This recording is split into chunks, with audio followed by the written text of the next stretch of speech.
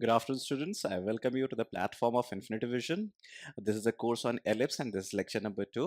आपको जैसा कि पता है लास्ट लेक्चर में मैंने आपको कुछ होमवर्क दिए थे जहाँ पे आपको कुछ रिजल्ट्स प्रूफ करने थे खुद से। तो आज हम शुरू करेंगे उसी रिजल्ट्स पे जो आपको मैंने होमवर्क दिया था। आप बस जल्दी जल्दी देखना कि आपने सही किया था कि नहीं, जितने भी रिजल्ट्स आए थे, राइट? तो वो जल्दी से क्विकली कर लेंगे, उसके बाद हम आगे बढ़ेंगे। ओके बच्चों, तो जो मैंने पहला होमवर्क दिया था, ये क्वेश्चन दिया था आपको, इफ यू रिमेंबर, राइट? अब ये जो सवाल है आपके पास, गौर से देखिए सवाल क्या है। A tangent at P cuts directrix at Q. So you have this tangent which is at cutting the directrix at Q and tangent is at P and makes angle alpha with negative x-axis. यहाँ पे ध्यान दीजिएगा क्या लिखा हुआ है, negative x-axis. So this is the angle alpha as shown in the figure.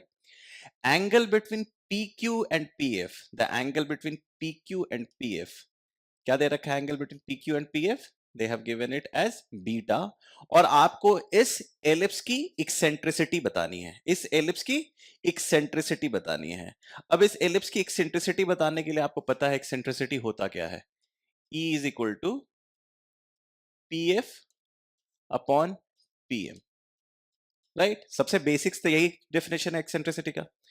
और अगर आप P से डायरेक्ट रेडियस खींचोगे तो ये आपका डायरेक्ट रेडियस हो जाएगा PM, राइट? और हमने लास्ट क्लास में एक रिजल्ट किया था कि अगर कोई टैंजेंट पॉइंट ऑफ कांटेक्ट और डायरेक्ट्रिक्स के बीच में जो इंटरसेप्ट बनता है वो कॉरस्पॉन्डिंग फोकाई से 90 डिग्री बनाता है, हमने ये भी बात की थी। तो आप इसको कनेक्ट कर दोगे तो ये क्या बन जाएगा, ये बन जाएगा 90 डिग्री, राइट? अब गौर से देखो, ये एंगल है, ये लाइन और ये लाइन पैरेलल है। क्या है ये दोनों लाइन? ये दोनों लाइन पैरेलल है। So if this is alpha, this is also going to be alpha. तो अब देखिए ये दो राइट एंगल ट्राइंगल में कॉमन हाइपोटेन्यूस आ गया है, दैट इज पी क्यू। तो क्या मैं कह सकता हूं आपका जो पीएम होगा that is going to be P Q cos alpha, और क्या मैं कह सकता हूं जो आपका पीएफ होगा that is going to be P Q cos beta.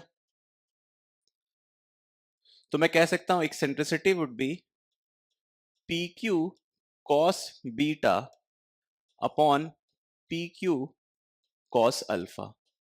So the eccentricity is cos beta upon cos alpha. So it was an easy problem अगर आपको ये प्रॉपर्टी पता है।